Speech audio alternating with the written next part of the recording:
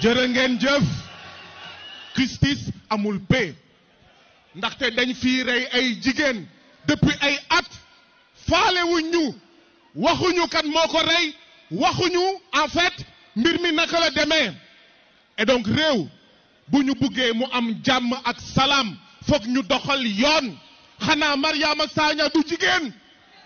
ñu ñuy tànkal assemblée nationale di ñu wax jigéen jigéen xanaa Mariama Sagna du jigéen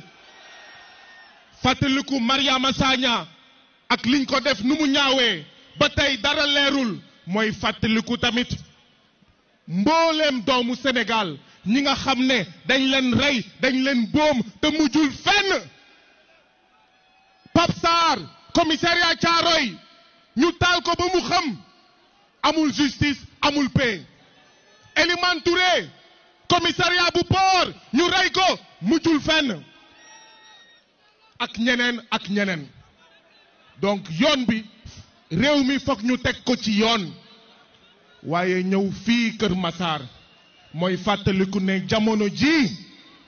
président Macky Sall dafa bëgg a liquider politiquement Ousmane Sonko ndax di ngeen ko nangu ndax di ngeen ko seetaan président Macky Sall dafa def sondage mu ne ndax bu ma demul élection Ousmane Sonko dem élection kan mooy gagné sondage yi ne ko Ousmane Sonko mooy gagné dès le premier tour mu defaat deuxième sondage mu ne ndax man Macky Sall bu ma demee élection Ousmane Sonko dem élection lan lay joxe ñu ne ko Ousmane Sonko mooy gagné dès le premier tour Macky Sall ànd ak doxandem yi ne foog mu faagaagal Ousmane Sonko foog mu liquider ko Ousmane ñun ñoo réunion fii dama bëgg ñun ñëpp ñu ànd wax ak Ousmane ne ko Ousmane wuyu ji woo wuyu ji woo wuyu ji woo wuyu ji woo wuyu ji woo wuyu ji woo wuyu ji woo wuyu ji woo wuyu ji woo fenn lay daanele lii mooy mot d'ordre bi lii mooy ndigal bi jib Ousmane wuyu ji woo boo buggee sax wuyu ji woo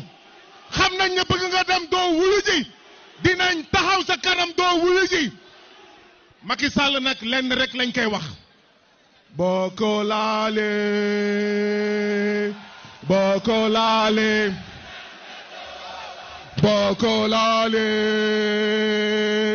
boo ko laalee